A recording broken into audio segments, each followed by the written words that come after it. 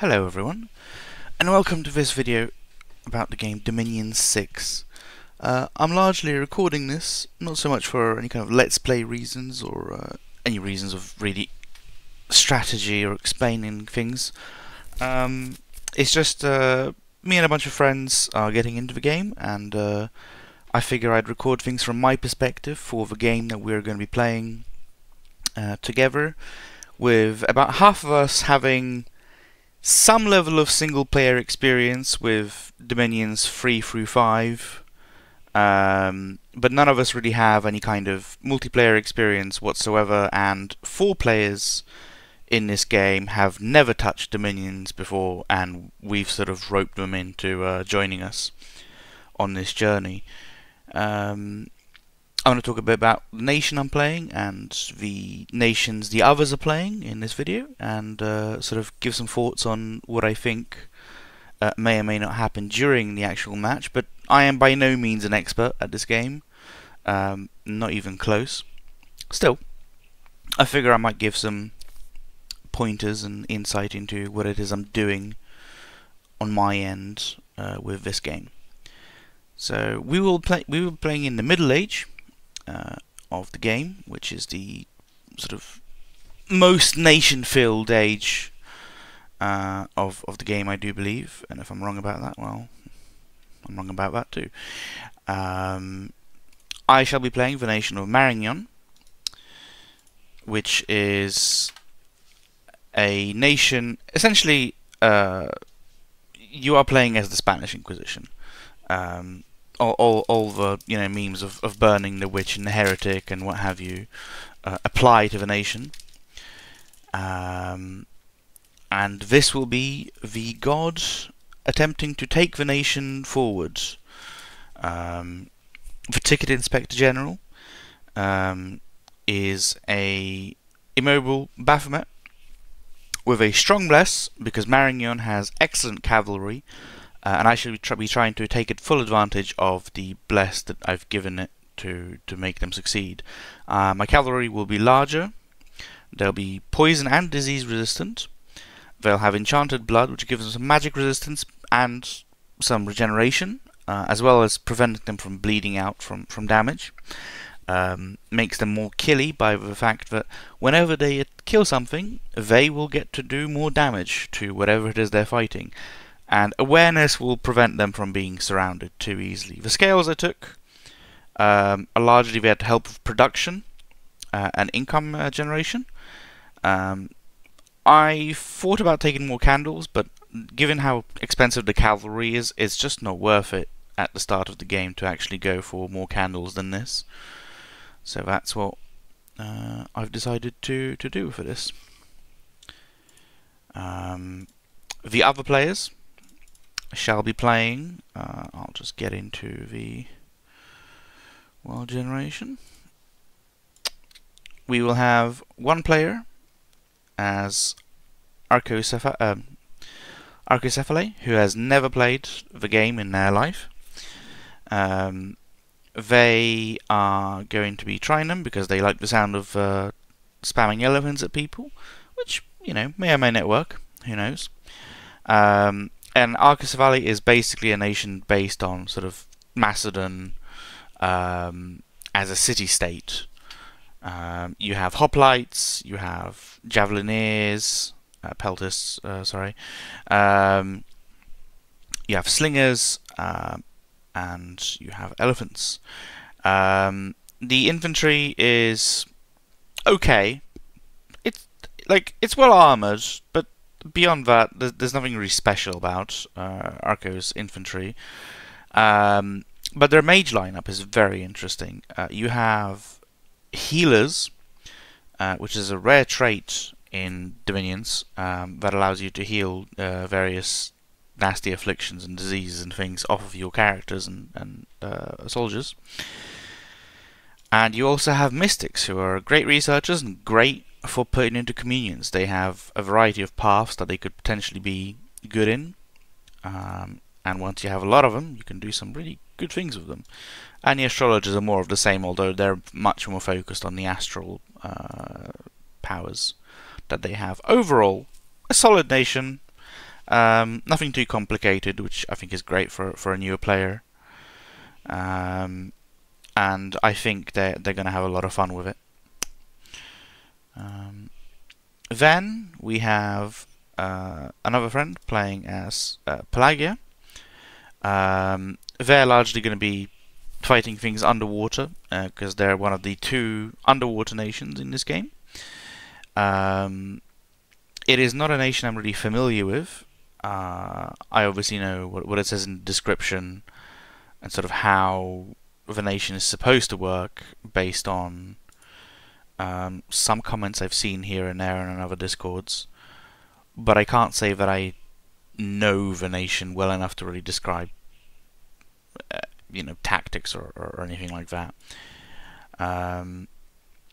Next we have somebody playing as Pyrene, a good friend of mine who has a lot of experience with Dominions, unlike most of us, but that experience is with Dominions 3, which is, well, given that this is Dominion 6, that probably tells you a lot about how long it's been since they've actually played a game of this. It is an interesting nation. It's very much something of a mirror to Maringion, because they're a nation of heavy cavalry and blood magic. And in the lore, they actually do fight Maringion, because Maringion starts looking into, all this blood magic nonsense going on here. We're going to have an interesting time if we are boarded up against one another, given that our tactics will probably be at least somewhat similar to one another. Then next we have another friend of mine playing as Man. They are, frankly, kind of worrying me a little because it is a strong nation with great cavalry and very interesting magic capabilities.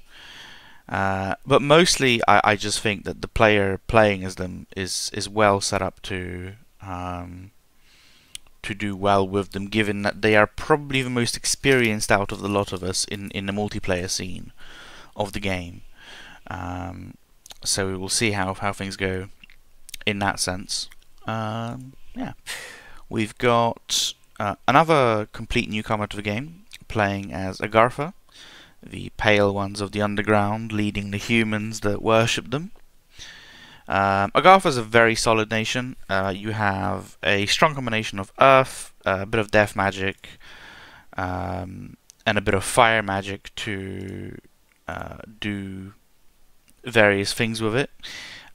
You have some great large heavy infantry with good hit points in the form of the pale ones, but you also have some very solid, well armoured for the Middle Age human infantry, which can see in the dark, which is important given that Agartha starts in caves and what have you, which normally don't naturally have a lot of sunlight.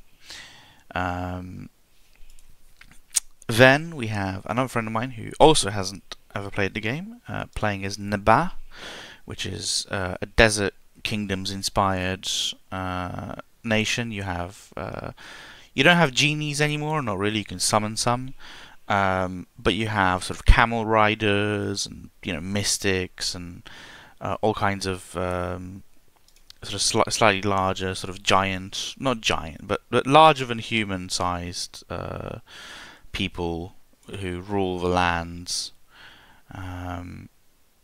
Yeah, they look extremely fun to play, and I think next game I play in the Middle Age, I actually would like to try these guys. And then lastly, we have another complete newcomer to the game, playing as Tianqi, which is essentially Imperial China. They have a very wide pool of mages, some of whom are much more important than others, but they're all useful in some way, and a solid core of infantry and cavalry that will allow them to go into a bunch of different tactics depending on how they wish to play the game. and I'm looking forward to see how they handle it. And I guess finally, because I didn't discuss myself properly before, I shall be playing as Maringion, who I've already explained is essentially the Spanish Inquisition. But what that translates to in game is I have mages who are excellent at fire, pretty good at astral magic, and then have a tiny bit of a chance for earth and air magic, as well as witch hunters and inquisitors. My nation in general is just very good at pushing back other people's dominions, because obviously they worship the true God, unlike everyone else. I have only two types of commanders. I don't have like a true infantry commander. My friars, who are my priests, act as my basic infantry commander, but the real star of the show is the paladin, who is a cavalry commander with good morale bonuses and is sacred, meaning that he can work in tandem with my own sacred units, the Knights of the Chalice, who are the cornerstone of my strategy. They are an excellent, well protected, very strong,